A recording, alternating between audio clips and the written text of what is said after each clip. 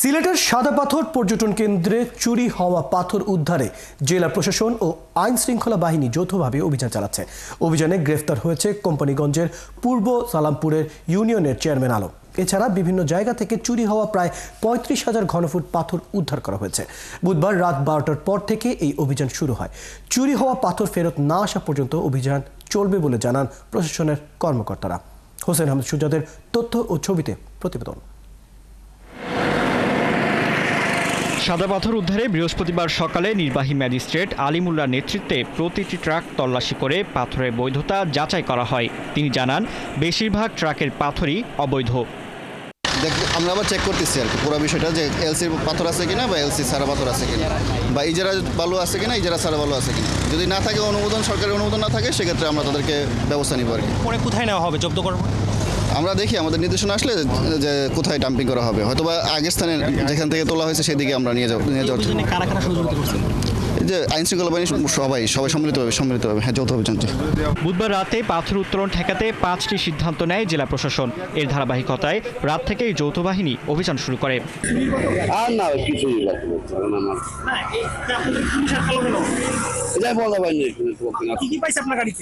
আমার কাছে পাথর না না না বাংলা হ্যাঁ বাংলা পাথর। ইন্ডিয়া থেকে আমদানি এলসি পাথর এগুলো বেঁচেছে এখান দিয়া বালু সবগুলা, তারা অভিযানে সবগুলো এলসি হইলো ছাড়বো এই কথা করে সাইড করাইলো, তো আর সাইড করার কিন্তু ছবিও তুললে গাড়ি নম্বরে নেয়, মালের ছবি নেয়, আমরা ছবি নেয়। এলাকার লোকজন জানান, চুরি হওয়া পাথর শহরের বিভিন্ন জায়গায় বৈধ পাথরের সাথে মেশানো হচ্ছে। অবাধে লুটপাটের কারণে কোম্পানিগঞ্জের শাহ আরিফিন টিলা, ভোলাগঞ্জ পাথর কোয়ারি, সংরক্ষিত বাংকার এবং গোয়াইনঘাটের জাফলং এলাকা অনেকটাই পাথর শূন্য হয়ে পড়েছে। প্রশাসনের সহযোগিতায় লেবাররা বাড়ি শ্রমিক যারা আছে তারা পাথরটা সংগ্রহ করে, ওই পাথরটা সংগ্রহ করে ৪-৫টা হাত হইয়া তারপর এখানে আসে। মূল উৎস সেখানে বন্ধ না করলে এটা কোনো সময় বন্ধ হবে না। এর আগে ২০২০ সালের ফেব্রুয়ারিতে কোয়ারি থেকে পাথর ও বালু উত্তোলন বন্ধের নির্দেশ দেয় সরকার। এরপর থেকে রাজনৈতিক দলের পৃষ্ঠপোষকতায় রাতের আধারে অবৈধভাবে পাথর ও বালু উত্তোলন চলত। ৫ই আগস্ট সরকার পতনের পর সিলেটের সবকটি কোয়ারির নিয়ন্ত্রণ নেন আরেক দল প্রভাবশালী। ফারদিন নীরব, ৭১। পদ্মায় পানি বৃদ্ধি অব্যাহত থাকায় মানিকগঞ্জের পাটুরিয়া ফেরিঘাট এলাকায় তীব্র ভাঙন দেখা দিয়েছে। এরই মধ্যে ৫ নম্বর ঘাট ক্ষতিগ্রস্ত হওয়ায় সেখান দিয়ে যান চলাচল বন্ধ রয়েছে। ঝুঁকিতে রয়েছে বাকি দুটি ফেরিঘাটও। এতে ভোগান্তিতে যাত্রী ও চালকরা। এখনই ভাঙন রোধে কার্যকরী ব্যবস্থা না নিলে ঘাটগুলো বিলীনের আশঙ্কা করছেন ঘাট সংশ্লিষ্টরা। মনিরুল ইসলাম মিহিরের তথ্য ও ছবিতে প্রতিবেদন। গত ৫ই আগস্ট পদ্মার প্রবল স্রোতে ভেঙে যায় পাটুরিয়ার লঞ্চ ঘাটটি। এরপর স্রোতের তীব্রতা বেড়ে হুমকিতে পড়ে ফেরিঘাটগুলো। বুধবার সকালে পানির তীব্র স্রোত আঘাত হানে পাটুরিয়ার ৩ নম্বর ফেরিঘাটে। এতে ঘাটের কিছু অংশ নদীতে ভেঙে যায়। একইভাবে ৪ ও ৫ নম্বর ঘাটের অ্যাপ্রোচ সড়কে পানি উঠে র্যাম্প ডুবে যায়। আর ৪ নম্বর ঘাটের জিও ব্যাগ সহ কিছু অংশ নদীতে পড়ে যায়। এছাড়া প্রবল স্রোতে স্বাভাবিকভাবে পন্টুনে ভিড়তে পারছে না ফেরিগুলো। নদীতে স্রোতের তীব্রতা এত বেশি যে তীব্রতা কভার করা খুবই কষ্ট হচ্ছে। এতে করে আমাদের ৩, ৪, ৫ তিনটা ঘাটে অপারেশন চলতেছে, কিন্তু আমরা ঝুঁকির মধ্যে আছি। ঘাট সংশ্লিষ্টরা জানায়, পানির তীব্র স্রোত সরাসরি এসে আঘাত হানছে ঘাটগুলোতে। এতে ঘাটের নিচের অংশের মাটি সরে গিয়ে আর এরপর থেকে ভয়ে আতঙ্কে আছেন ঘাটপাড়ের মানুষ। ভাঙন রোধে কার্যকরী ব্যবস্থা না নিলে ঘাটগুলো বিলীন হওয়ার আশঙ্কা করছেন তারা। পাটুরিয়া লঞ্চ ঘাট প্রথম ভেঙে গেছে, এখন আপনার ফেরিঘাটে যেমন ৩ নম্বর এখানে যেখান দিয়ে ভাঙছে, কিছু যে সাইডের নিচ দিয়ে ভাঙছে, ফেরিঘাটে আঘাত আনতেছে। ফেরিঘাটও ভাঙার সম্ভাবনা আছে, ওই রকম যে বস্তা মস্তা ফালাইতেছে, তো আমরা একটু আতঙ্কে আছি। ফেরিঘাট যদি হুমকির মুখে পড়ে তাহলে দক্ষিণবঙ্গের যে আপনার 22টা জেলা আছে, ওই যাত্রী এখান থেকে পারাপার করতে ওদের বিঘ্ন ঘটবো। ৪ নম্বর পল্টন আজকে 2বার টানছে, টানার পরে আবার নিচে পাক দিয়ে দাবাই নিচ্ছে। ৫ নম্বর একটা বাড়ি দাবাই নিচ্ছে। এদিকে ঘাটগুলো রক্ষায় আপাতত বালু ভর্তি জিও ব্যাগ ফেলার কাজ শুরু করেছে BIWTA কর্তৃপক্ষ। তবে প্রয়োজনের তুলনায় সেগুলো কম হওয়ায় খুব একটা কাজে আসছে না বলে অভিযোগ ঘাট সংশ্লিষ্টদের। ডাম্পিং করতে হবে, ডাম্পিং করলে পারে অনেক বস্তা লাগবে।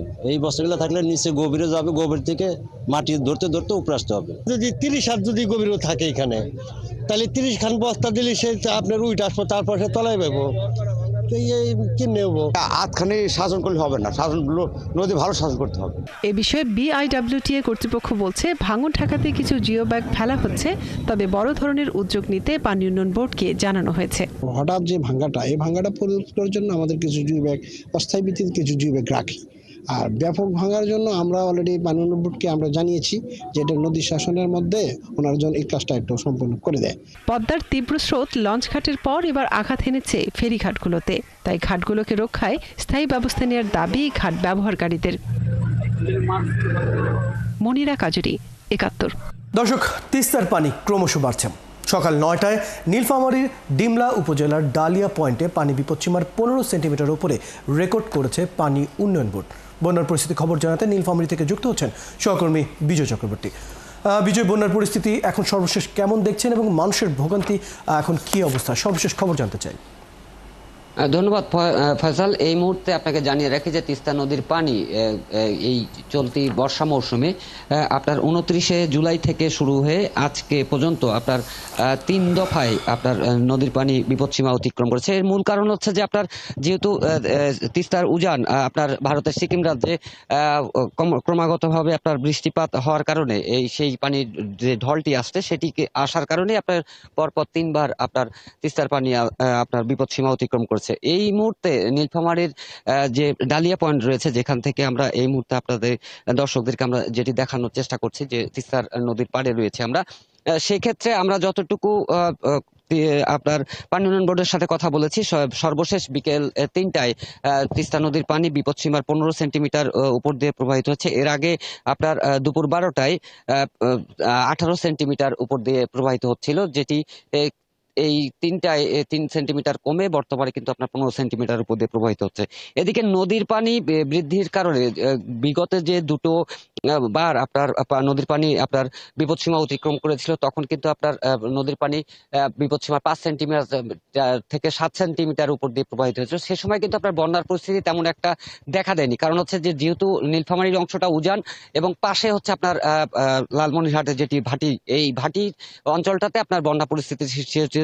তবে আজকে সকালবেলায় যখন নদীর পানি একেবারে বিপদসীমা অতিক্রম করে ১৫ সেন্টিমিটারে যখন আপনার উপরে ওঠে, তখন কিন্তু আপনার নীলফামারীর যে নিম্ন অঞ্চলগুলো রয়েছে, বিশেষ করে ডিমলা উপজেলার আপনার কয়েকটি চরগ্রাম রয়েছে, সেই সব চরগ্রামে কিন্তু আপনার পানি প্রবেশ করেছে। ইতিমধ্যে বিভিন্ন আপনার ফসল ক্ষেত, যেটি এখন আমন মৌসুমের যে আমন ক্ষেত গুলো রয়েছে, সেগুলো আপনার তলিয়ে গেছে, বাড়িঘরে পানি প্রবেশ করেছে। পাশাপাশি আপনার যে শিক্ষা প্রতিষ্ঠান কয়েকটি রয়েছে এই নদী তীরবর্তী, সেই প্রতিষ্ঠানগুলোতেও আপনার ইতিমধ্যে আপনার জলবদ্ধতা সৃষ্টি হওয়ার কারণে আপনার প্রতিষ্ঠানগুলোতে আপনার যে পাঠদান সেটি আপনার বন্ধ রয়ে গেছে। আর যদি দুর্ভোগের কথা বলি, সেই ক্ষেত্রে আজকে যেহেতু পানির পরিমাণ বেশি এবং বাড়িঘরে পানি থাকার কারণে আপনার যে যারা বন্যা দুর্গত হয়ে পড়েছে, তারা কিন্তু ইতিমধ্যে তাদের সকাল থেকে আপনার এখন পর্যন্ত তাদের কিন্তু আপনার চুলা জ্বালানোর সুযোগ হয়নি, কারণ হচ্ছে যেহেতু তাদের নদীর পানির কারণে আপনার এই তাদের যে বাড়িঘরে চুলা থেকে শুরু করে ঘর পর্যন্ত আপনার পানি প্রবেশ করেছে, যার কারণে তারা যে বিজয় চক্রবর্তী, আপনি খবর রাখতে থাকুন, প্রয়োজন আপনার সাথে আবারও যুক্ত হবো। ধন্যবাদ সময়টুকু দেওয়ার জন্য। দর্শক, আমাদের সাথে যুক্ত হয়েছিলেন আমাদের সহকর্মী বিজয় চক্রবর্তী। কথা বলছিলাম নীলফামারীর এখনকার বর্তমানে পানির যে পরিস্থিতি, বন্যা পরিস্থিতি, সেই বিষয়ে সর্বশেষ খবর জানছিলাম। দর্শক, লালমনিরহাটের বন্যা পরিস্থিতি সর্বশেষ খবর জানাতে আমাদের সাথে যুক্ত হচ্ছেন আমাদের সহকর্মী মিলন পাটোয়ারি। মিলন পাটোয়ারি, বন্যার পরিস্থিতি এখন কি দেখছেন এবং বন্যার পূর্বাভাস এবং সতর্কতা বলতে আসলে সতর্কতাকরণ যে কেন্দ্রগুলো রয়েছে তারা কি বলছে, কি পরিস্থিতি সেখানকার?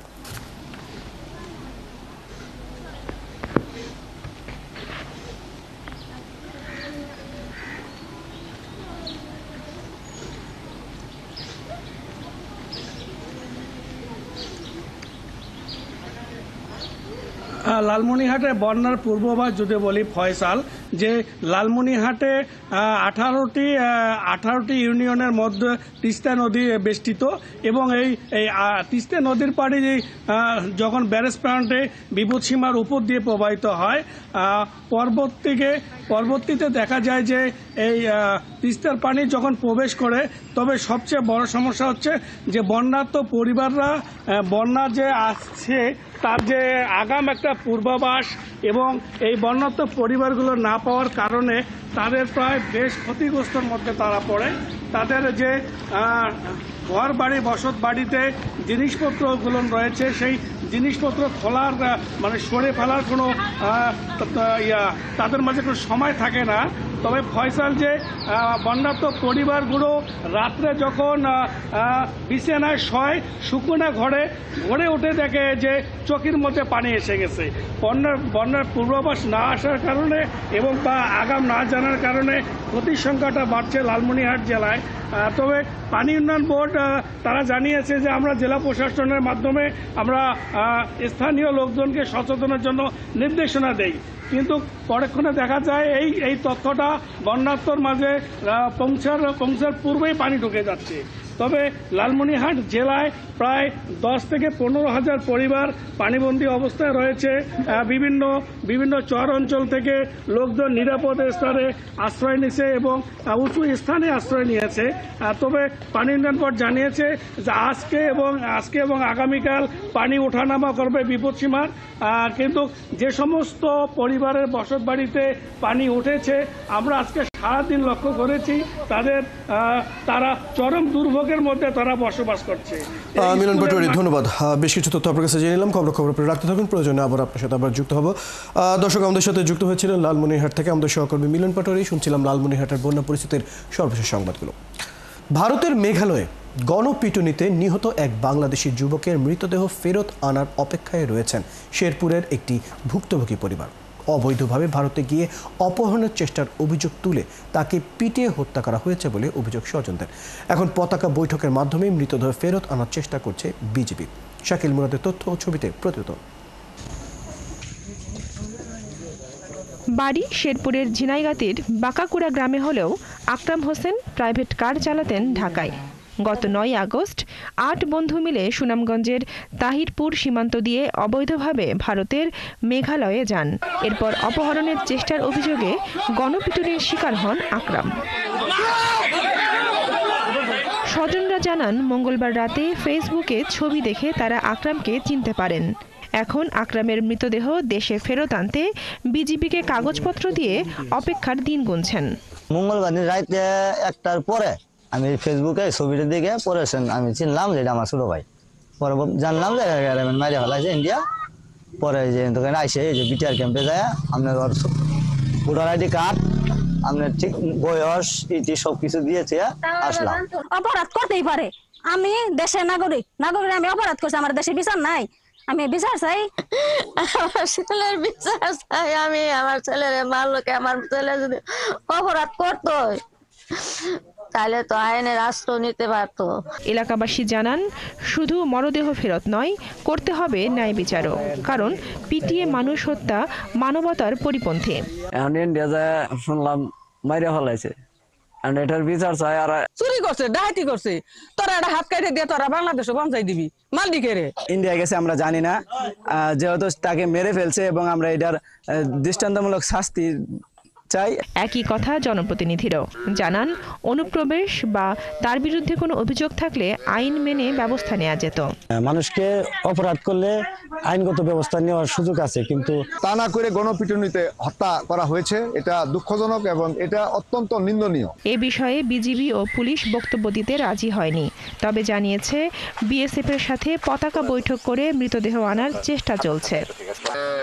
বনশ্রী হালদার, ৭১। 7 বছর আগে চট্টগ্রামে ছাত্রদল কর্মী তহিদুর রহমান সুমন গুম দাবি করে চট্টগ্রামের আদালতে মামলা দায়ের হয়েছে। বৃহস্পতিবার তহিদের বড় ভাই মাহবুবুর রহমান বাদী হয়ে চট্টগ্রাম মেট্রোপলিটন ম্যাজিস্ট্রেট 6ষ্ঠ আদালতে এই মামলাটি দায়ের করেন।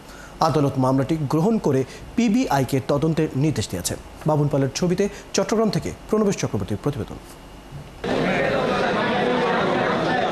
2018 সালের 13 জুন বাকুলিয়া এলাকার একটি ব্যাচেলর মেস থেকে অপহৃত হন ছাত্রদল কর্মী তহিদুর রহমান সুমন।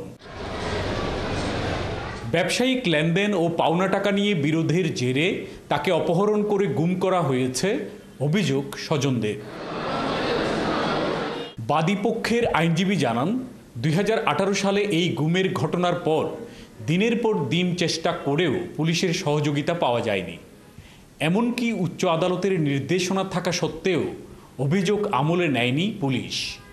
অবশেষে গুমের ঘটনায় মানবাধিকার সংস্থার সহায়তায় বৃহস্পতিবার আদালতে মামলা করে ভুক্তভোগীর পরিবার। আজকে তারা হিউম্যান রাইটসের আইনি সহায়তায় মামলা দায়ের করেছে, আদালত শুনানি করেছেন, 6ষ্ঠ আদালতে আমরা মামলা ফাইল করেছি। আদালত সবকিছু শুনে পিবিএ-কে তদন্তের নির্দেশ দিয়েছেন এবং আগামী তারিখের মধ্যে রিপোর্ট প্রদানের জন্য আদেশ দিয়েছেন। তৌহিদের বড় ভাই মাহবুবুর রহমান বাদী হয়ে চট্টগ্রাম মেট্রোপলিটন ম্যাজিস্ট্রেট 6ষ্ঠ আদালত SM আলাউদ্দিনের আদালতে এই মামলাটি দায়ের করেন। আমরা চাই এদেশে গুম খুনের বিচার হোক, আমাদের মতো কেউ যেন এই দেশ থেকে এইভাবে মাহারা ভাইয়ারা বোনেরা না হয়। বাংলার জনগণের কাছে আমরা আমার ভাইয়ের সুস্থ তদন্ত এবং সুস্থ তদন্তের মধ্যে আমার বিচার চাই। স্বজনদের অভিযোগ, তারেক সহ অভিযুক্ত 3 আসামি তৎকালীন ক্ষমতাসীন আওয়ামী লীগের রাজনীতির সাথে যুক্ত থাকায় সে সময় উচ্চ আদালতের তদন্তের নির্দেশনা অগ্রাহ্য করে পুলিশ প্রশাসন। যে 8 বছর যে আমি ট্রমের মধ্যে আছি, এ থেকে মুক্তি পাই। আমার ভাইটা কোথায় আছে, কি জীবিত আছে না মৃত আছে, ওর লাশটা কোথায় দাফন করেছে, এটা আমি জানতে চাই। এই অনুযায়ী যে ধারাগুলো দিয়েছে সেই ধারায় সর্বোচ্চ শাস্তি দাবি করছে এবং ন্যায় বিচার প্রার্থনা করছে আদালতের কাছে। গুমের এই ঘটনার সুষ্ঠু তদন্ত ও বিচার দাবি করেন স্বজনরা। প্রণবেশ চক্রবর্তী, 71, চট্টগ্রাম। দর্শক, চলছে দেশযোগ সরাসরি সংবাদ এবং অনুষ্ঠান দেখতে চোখ রাখুন 71-এর ফেসবুক পেজে এবং সাবস্ক্রাইব করুন 71-এর ইউটিউব চ্যানেলে। 71-এর সাথে থাকুন।